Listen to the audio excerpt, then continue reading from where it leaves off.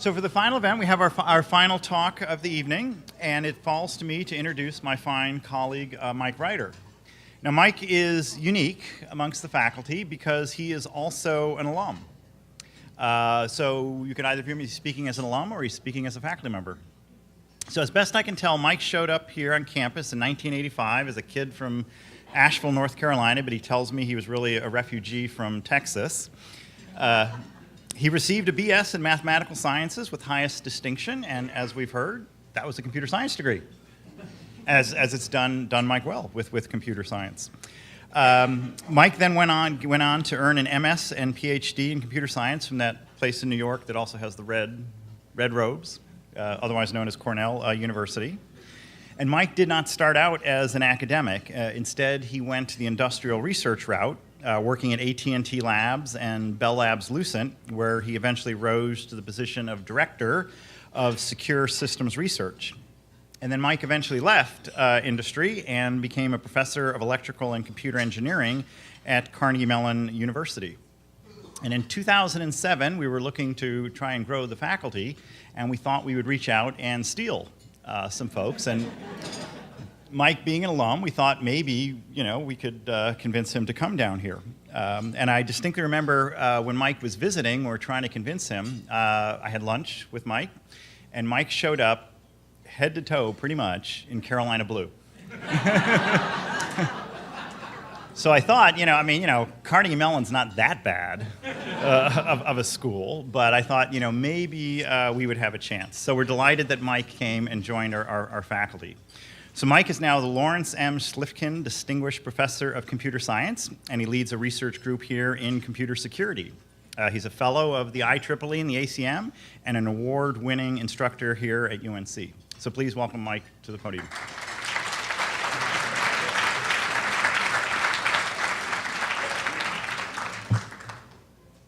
So Kevin just reminded me with that lunch story that he asked me where I wanted to go because I had come back and I said, I want to go to the Rathskeller. And he said, are you serious? And I said, yeah. And so he made me swear I would never tell anybody that he took me to the Rathskeller. I think I just blew that, Kevin. I'm sorry. So, yeah. So thank you. It's a real privilege to be here, and I can't give you a retrospective like Steve and Fred can. In other words, I can't do it nearly as well as they can, so I'm not going to try. What I thought I would try to do is to use this opportunity to reflect on the last 50 years from our field's point of view and try to project out a little bit into the future for the next 50 as to some of the grand challenges that we might face, that we are facing, and so kind of sort of look backwards at something we've solved, look forward at something that's emerged and frankly I don't know what to do with it, and then something a little bit in between. And so with that, I want to start with the big success story, right? If you look back at the last 50 years and go, well, what has been our big successes, right? It's hard not to look at the internet and go, yeah, that's probably it. Now, this is a map of the internet in 1980. Of course, back then it was called the ARPANET. And it doesn't look particularly impressive, certainly by today's standards. There's, it's cross-country, and there's a number of sites and so forth.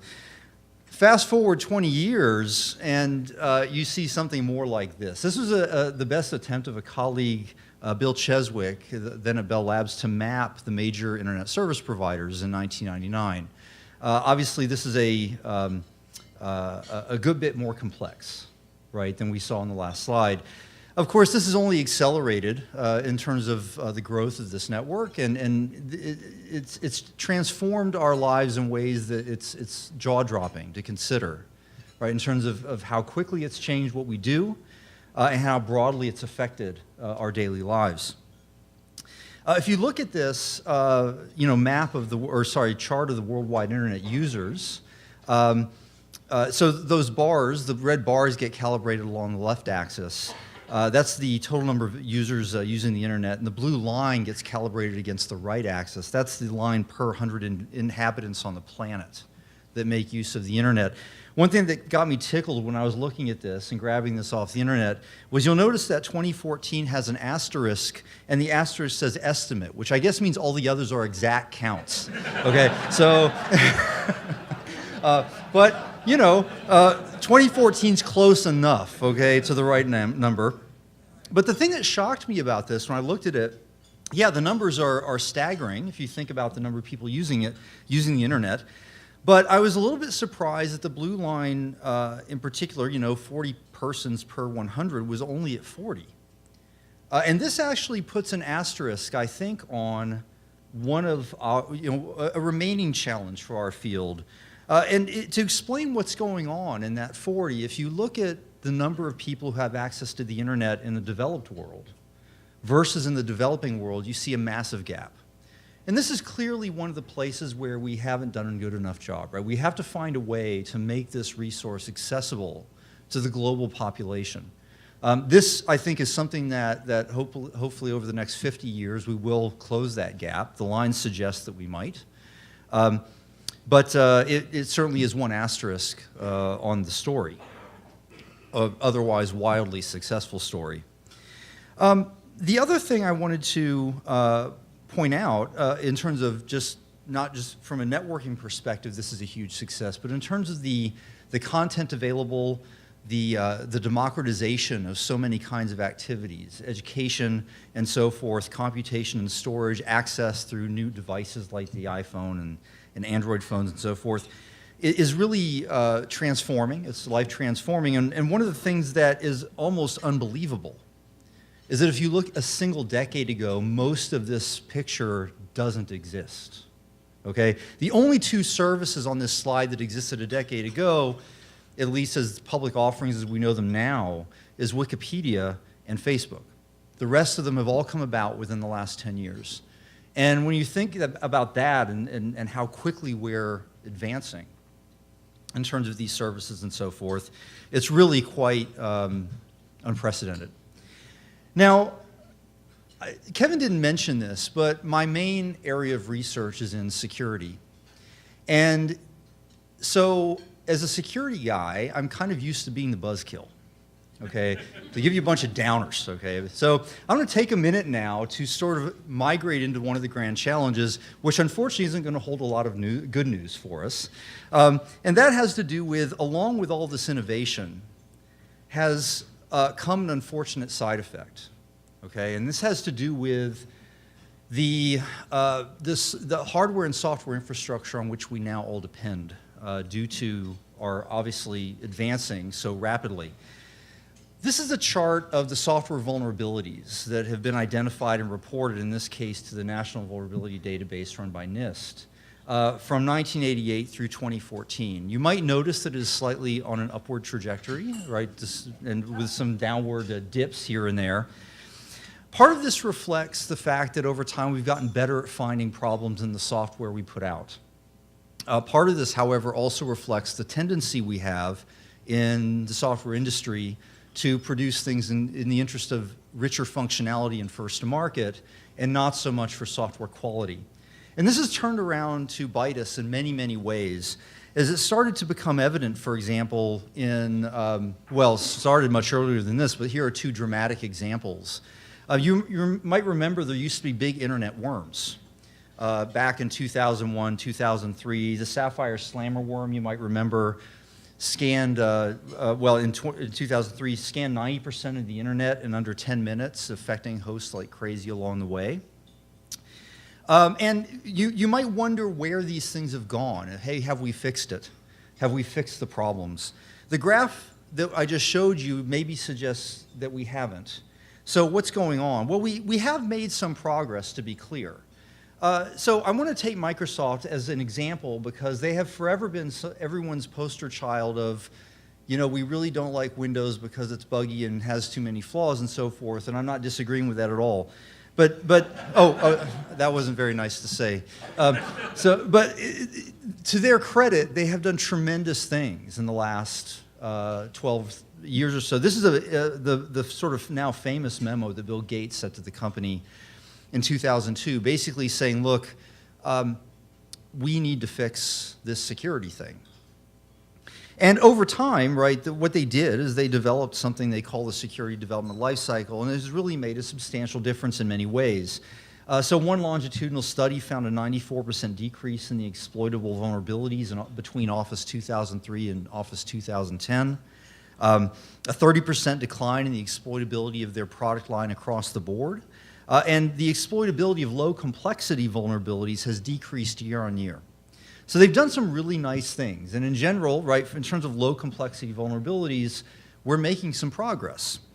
The trouble, however, is that the low complexity problems aren't where the real problems are. What's happening increasingly now is the attacks are becoming, well, much more sophisticated. And in particular, the actors in this space have become much more well-resourced. And what I mean by that is it used to be the case that in the early days of the internet, people would do hacking for fame, street cred, maybe some small-time money. Increasingly, this is the domain now of organized crime, nation states, and the like. And I don't want to over-dramatize it, but I'll say warfare, and I'm not. Well, here's an example. Okay, some of you might have heard of something called Stuxnet. What this was is a program launched now evidently by the U.S. to compromise the centrifuges that Iran was using to purify uranium in an effort to slow down the development of their nuclear program. This actually began under the Bush administration, but this is an article that I pulled out of the New York Times in 2012, basically showing how the Obama administration made the decision to sort of continue this activity. And it was very effective. It really slowed down, decalibrated thousands of centrifuges in Iran that caused them to slow down their production or purification of uranium. Of course, this led to an escalation of these kinds of activities, and payback was swift. This is an article that was talking about some payback attacks that Iran was launching against American oil, gas, and electricity companies. And the goal here was not espionage. The goal here was, sabotage, right? Good old payback. So this is to say that this is a matter now of almost warfare is not overstatement at all. The market for exploits has gone through the roof. It used to be the case that hackers like these guys, Luigi and Donato, they would identify a vulnerability and they would sell it back to the company. This article from 2013 documents Microsoft upping its price to $150,000 for these kinds of things. Why so high? Well, the reason is that they're competing now with Israel, Britain, Russia, India, Brazil, North Korea, Malaysia, Singapore. We're in the market. Everyone's in the market, okay, for these kinds of vulnerabilities, exploits, right, to go launching against one another. Kind of scary stuff. And then sort of some of this hit ahead, or came to a head, I should say, in February 2013 through the release of a report about something called APT1. That was an acronym for something called Advanced Persistent Threat 1, which was named as such by a company called Mandiant that released the report. And what they did is they had been tracking this group of cyber criminals over the course of 7 years or so. You can go download this report at this URL if you're interested. And it's a rather incredible story. They had been following this group of cyber attackers over the course of that time. Mandiant observed this group compromise 141 companies. They maintained access to the victim networks typically for longer than a year. In this one case, it was over 4.5 years. And they stole literally hundreds of terabytes of data, including from one poor organization, 6.5 terabytes of compressed data, right? The targets were all over the map. You will notice a spike in the US, right? They seem to be mostly interested in US companies. And after investigating this group for as long as they followed them, they made the conclusion that this was actually the Chinese military. Basically conducting large-scale espionage, presumably to take this data and stand up other companies to compete. with these existing companies. Now, let me be clear, I'm not pointing fingers here. Remember, Stuxnet was us, right? You know, we started some of this. And so all I'm pointing out is that this has become an incredibly well-resourced and huge challenge for, for industry, for government, across the board, okay? This has become a quite substantial challenge. They even narrowed the source of this activity down to a single building in Shanghai that, based on the size of the building, this group includes literally hundreds of thousands of people who are hired, presumably, to do this kind of activity. And this has led to calls for something that is now, I think, one of the big grand challenges for my subfield of computer science, which is coming up with what people have started to coin a science of security. This is an article from IEEE Computing Now that basically tries to describe the agenda here, right? They point out that current security practice conveys very much an ad hoc flavor. You find a bug, you patch it, and you just repeat. You iterate that over and over. And what we really like to have is an underpinning science, a systematic body of knowledge that would inform the engineering of secure information systems, and this is the important part, that can resist also known but unanticipated attacks, okay?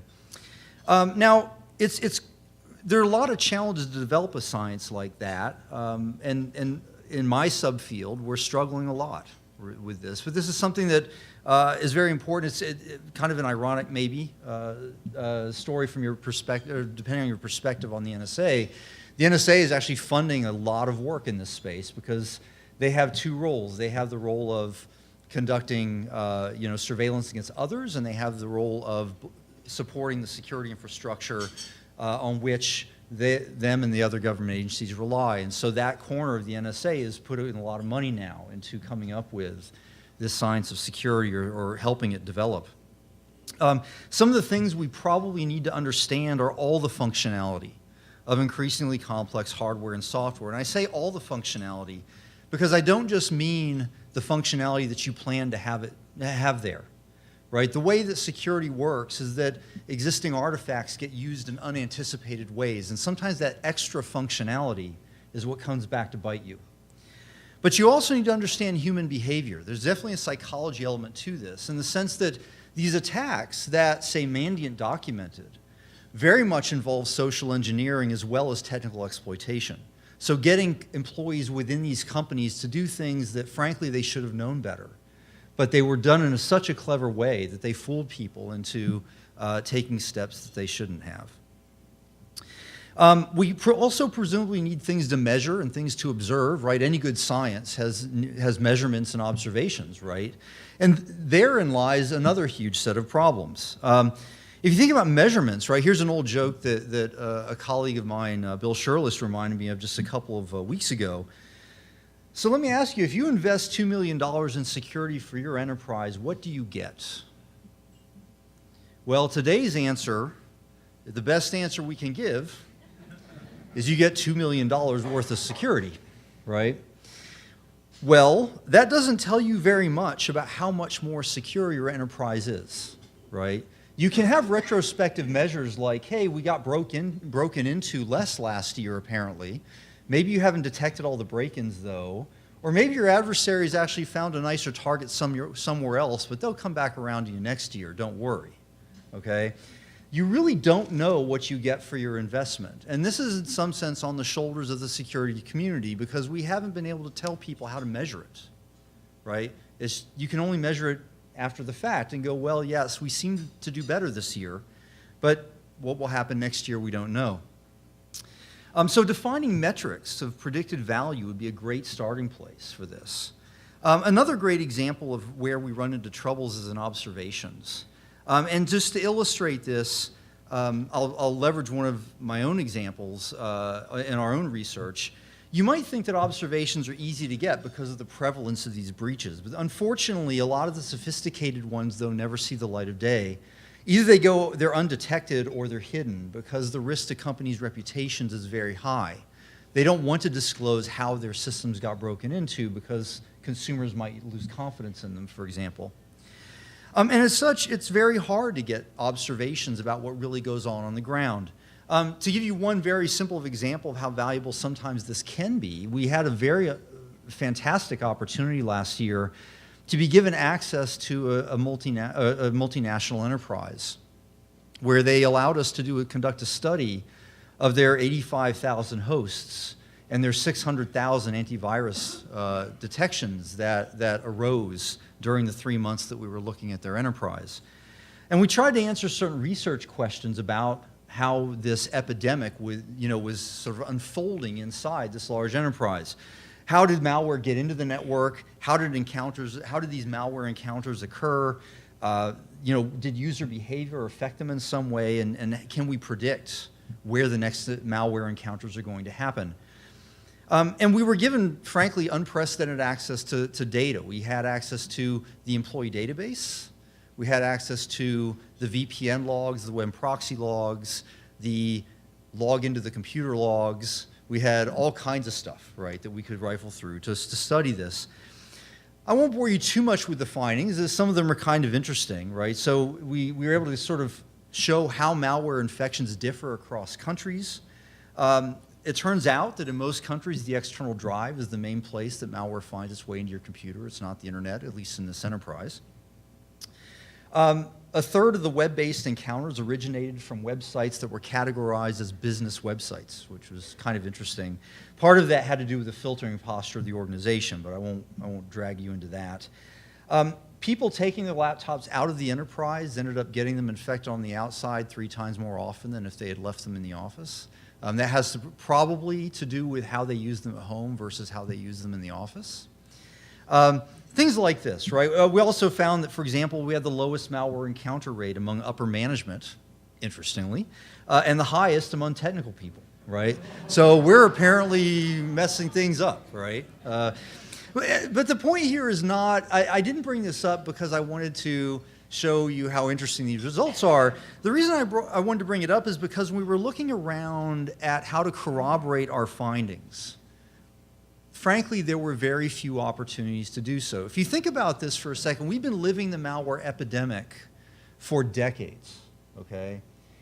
If you translate this to a medical disease, think of the global response to Ebola just recently as an example. Admittedly, right, in many ways that's more serious. People are dying, that kind of thing. But we've been suffering, hemorrhaging financially from this malware problem for decades, okay?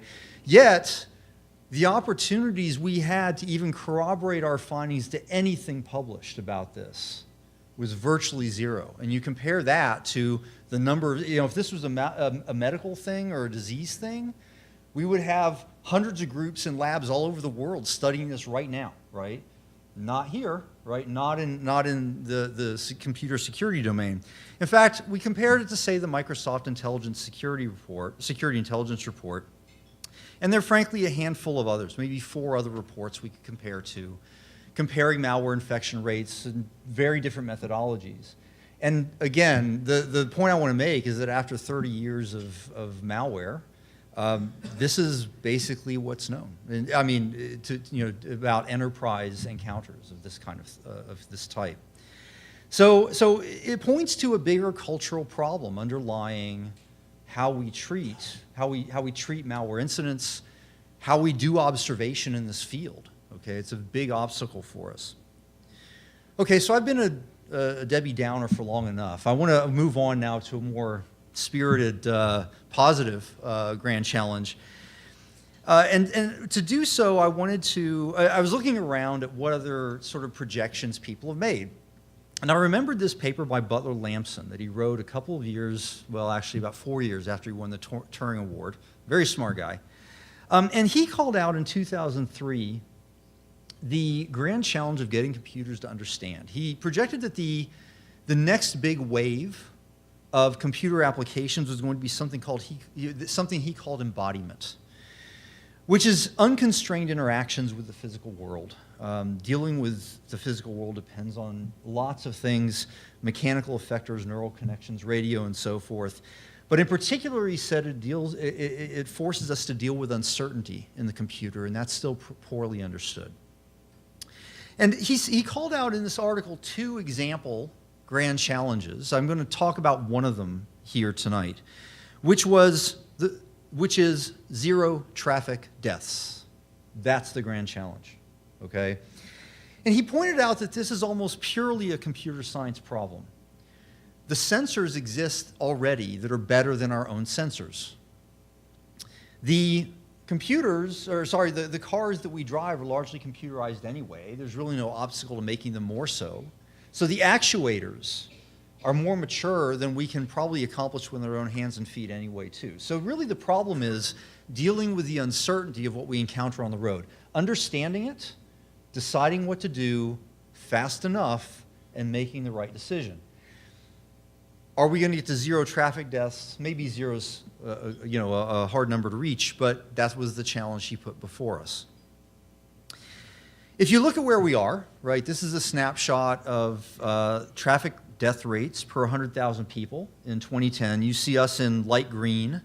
There are several countries beating us here: Canada, Japan, Australia, most of Europe are in a better place than we are. We're also being some other countries and so forth, but this isn't a national competition, right? He didn't say zero traffic deaths in the US, he said zero traffic deaths, full stop, period. So, right, we want to solve this problem in the large. And what's left in terms of how to do this. What I wanted to do, most of you may have seen this video, and my apologies if I'm going to be a little bit repetitive over the next 90 seconds, but I thought that I would play this for you. This is a video that Google produced about 11 months ago on its self-driving car. If you visit the Bay Area, you may have seen this thing driving around and wondered about it. But I'm just going to turn this over to the video for 90 seconds, and it will give you a sense about just how far we've come in this domain. I'm Priscilla, one of the test drivers on the Google Self-Driving Car project. Our team is responsible for keeping the cars and other people safe while on the road, and for providing feedback on how they perform in the real world.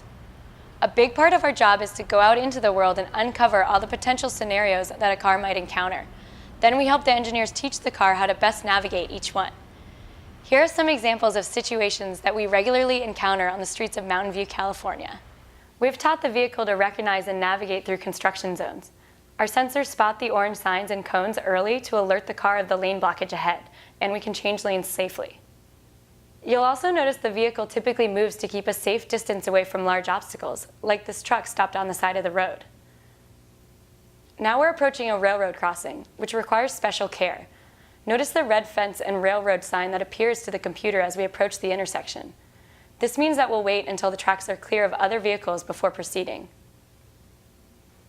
Our cars treat cyclists as a special category of moving object. Watch in this example, when the cyclist holds up his arm, our software detects the hand signal and predicts his movement into our lane. The car knows to continue yielding to the cyclist passing by, even when he changes his mind, multiple times. We still have more work to do, but it's fun to see how many situations we can now handle smoothly and naturally. See you on the road. So I thought that, I love that video, but one of the things that I thought was also interesting was she said, well, we still have some more work to do. I'm going to be impressed when they can handle this.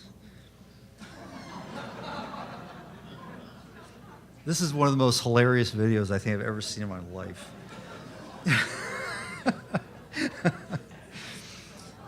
Yeah, I know, right? So I'm guessing these aren't Google self-driving cars making their way through the intersection here. So I want to play this long enough because you see the people moving on the right up through the traffic. In just a second, there's going to be the bravest, here he comes, the bravest individual you've ever met in your life. Just walk through that intersection. Anyway, yeah, so Priscilla, I'm going to be impressed when your self-driving car can handle that.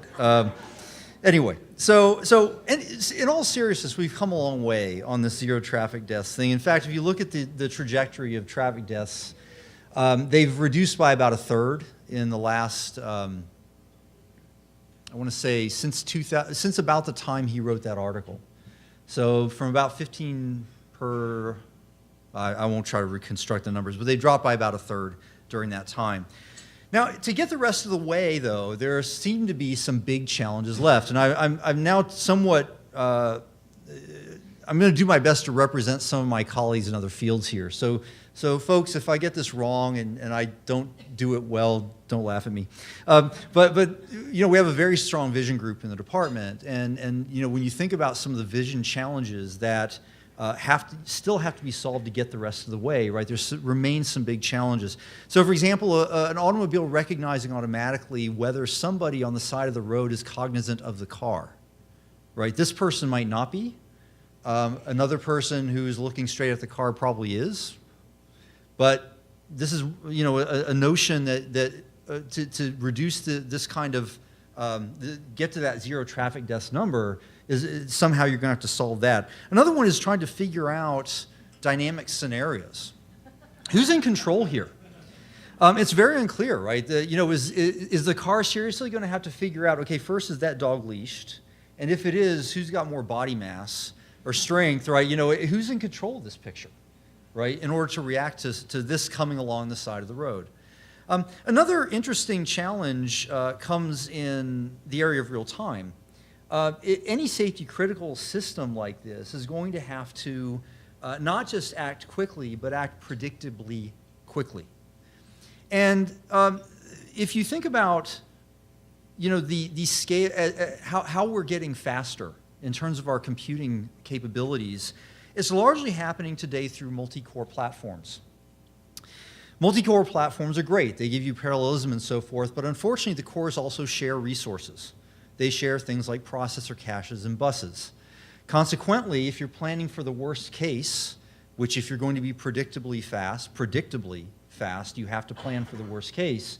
Every time a task is running on a core, it has to consider the possibility that all the other cores have evicted everything from its cache. Okay? And to plan for that worst case then, the best response we seem to have today is simply to turn off all but one core, because you don't have that interference now when you turn off all the other cores. It seems extreme, but if you're going to prove that your system will react quickly enough, that's what you have to do today. This seems to be a great challenge that looks to be 10 to 20 years out in terms of solving, just now after having picked the brains of our real-time experts in the department. Something, though, that's obviously fundamental to solving some of these safety-critical challenges. Now, just to wrap up, I mean, reflecting on all this, right, the success of the internet, the woes of security, the projected look, you know, sort of positive direction, trajectory of the zero traffic deaths goal, the one takeaway from all these is that computing is innovating at really an incredible speed. And we're going to need to continue to advance that innovation at a comparable speed, especially for some of the existing challenges we continue to face. There are, of course, many, many more that I haven't been able to discuss. Things like new paradigms for computing, quantum computing I won't say is on the verge, but I was listening to a fascinating talk about it a couple of months ago, where the thing that stuck with me was that the speaker pointed out that within the quantum computing field, the mentality has shifted from the big surprise being that it would be possible to the big surprise being that it wouldn't be. So it's now expected to get there. And that's a scary prospect well, it's a great prospect from some point of view, and it's kind of scary from some others.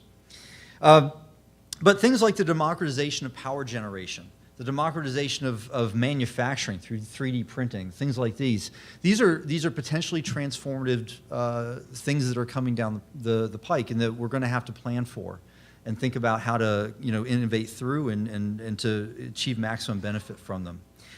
I don't know how many of them we're going to solve. What I can say is that I'm really privileged. I feel very privileged, honestly, to be part of this.